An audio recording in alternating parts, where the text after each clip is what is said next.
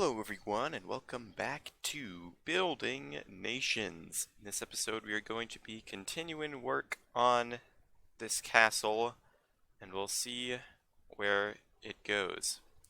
I'm not sure, I don't have a name for it yet actually now that I think about it. I was gonna name it something.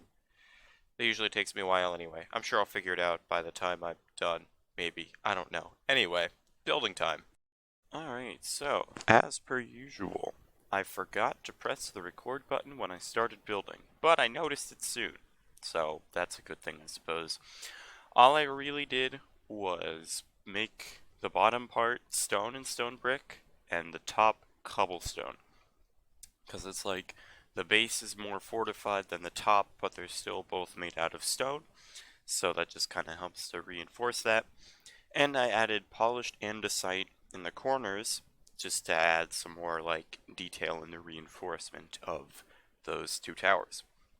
And this sort of style will continue throughout every single build, every building that's part of the main castle walls and towers and stuff inside. Just because I want to keep a uniform color palette and keeping the block type the same is a good way to do that. I will also, the roofs are also all relatively similar. They're going to be made out of dark prismarine and spruce wood because that is a good combination. And the stone brick also works well with that, so I can kind of use that to go together. So, designing a circular type roof off of a square shape is a little bit difficult. So in this case, I just kind of inset the circle to where the outside parts go over the square and the inside parts are in the square. And that allows the roof itself to all be contained within the square, but there's a detailing that goes outside. Granted, it's not a problem if the roof were to go outside, but you know, it's just a minor little thing. So I copy that roof over to the other tower, and these are the main gate towers, the first things you'd see if you were to approach this castle and want to go in by normal means. Obviously an invader or something wouldn't really see this because it's, you know, it's the gate. Uh, so I do a little bit of detailing on the gate itself, but this stuff might change, I don't know, because all I'm really doing right now is laying out the groundwork for what the structures themselves will look like. This is very not detailed at all, because if I tried to detail it as I went, it would take a very long time. And I just want to get it built up so I can see how it looks, and then I can make modifications as necessary. So, all of my walls are 3 blocks thick, walkway-wise. The plans I made don't really show that, but I knew when I was planning it that they were going to be 3 wide. So, they are. I wanted a railing over them, so I made the railing extend outside the wall itself, just so that there'd still be 3 blocks of walkway space. And I made the railing out of cobblestone walls with a little reinforcement, andesite, and stone brick supports. So over here, this building itself is quite interesting because, you know, it's the first like building type thing I've made along the walls. So it's detailed obviously in the same sort of way with the stone brick, cobblestone pattern there. Got to do that on the other side as well. And then the roof, you know, I used the same spruce wood pattern with the dark prismarine to create the roof shape. It's a slope, or not sloped, but it's like a very not steep roof, especially compared with the roof of the building right next to it, which is like the steepest thing imaginable. So the little variation there in the roof size looks very good. So I also decided that that wall was looking a little too plain, so I added this little structure coming off of it, and this is just like a little additional building. It's not like particularly important, but the wall was looking really plain, and adding another building like this really helps to make it not look plain. So it just looks way better to add this in. Because otherwise, I'd have to find some sort of thing to detail that much space on a flat wall, and that is not easy to do. So, adding something like this really helps to break it up and makes detailing it a lot easier. Detailing smaller things is way easier than detailing larger things, in my opinion. So, if you're able to break up the walls with stuff like this, it just really makes it a lot easier.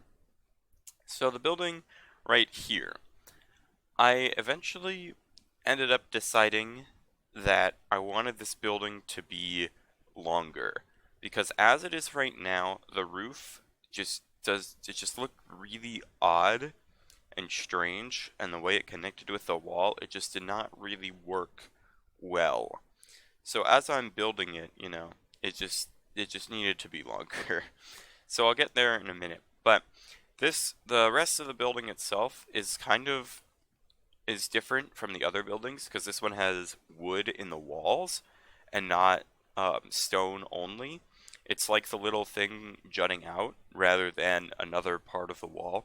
And doing that kind of variation also helps to make the building more, or the overall build more interesting. Because if every building had this spruce top or a cobblestone top, then it would just look kind of boring and monotonous. So breaking it up with stuff like this is a great way to do that. Also in the roof, I do something new.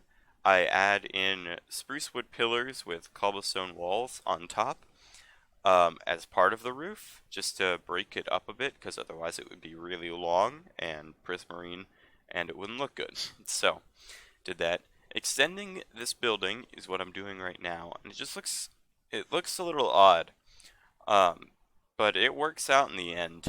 Having to make the little connecting wall between this building and the tower there is probably the stranger part about doing the whole thing, rather than actually making the building itself. Um, but yeah, the process of building the building is still the same.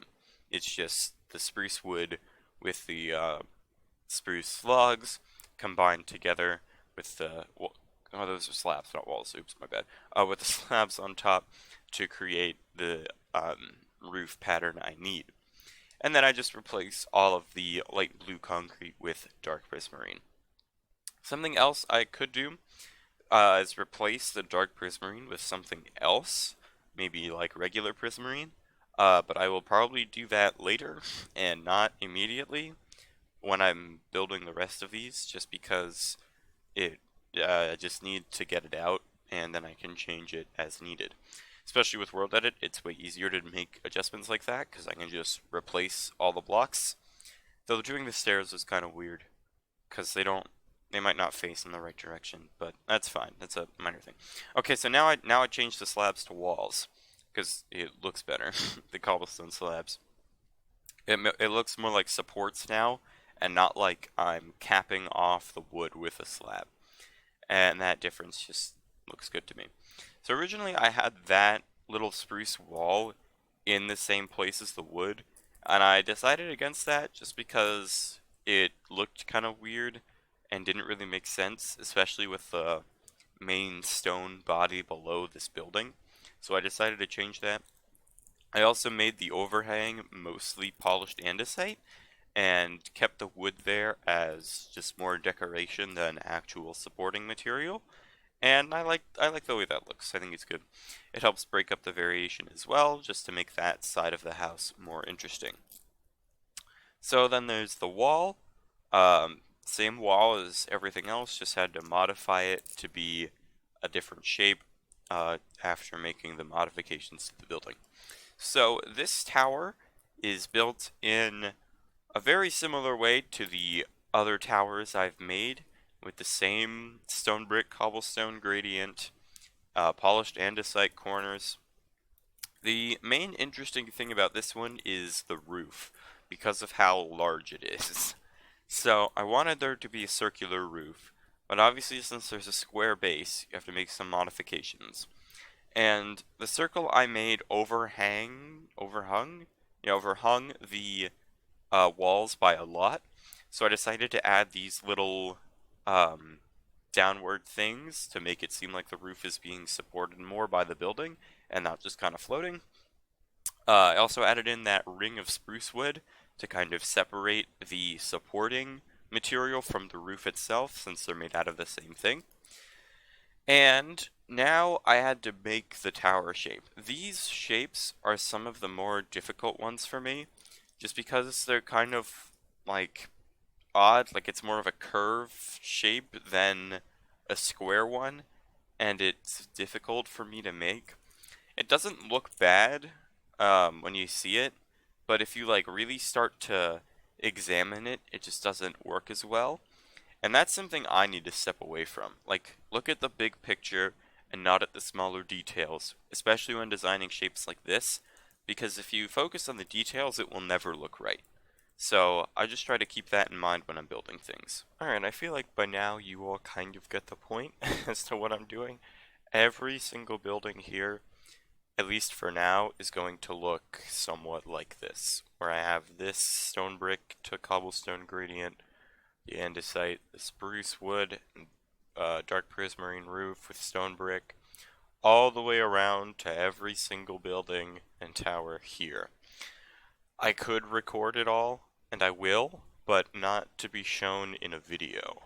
Because once this whole area is done, I'll release a time lapse of the whole thing. But there's no point in making a video on it because at least the initial process of building every single one of these buildings is the exact same. So I don't want to just do that for everything. Also, this has taken me quite a while, so that makes sense. Even in creative, it still takes some time. Granted, not as much time as it would if I were in survival, but still. Anyway, with that, I'm going to leave this here. Leave a like and subscribe if you enjoyed, leave a comment and feedback you have for me, and I'll see all of you later. Bye.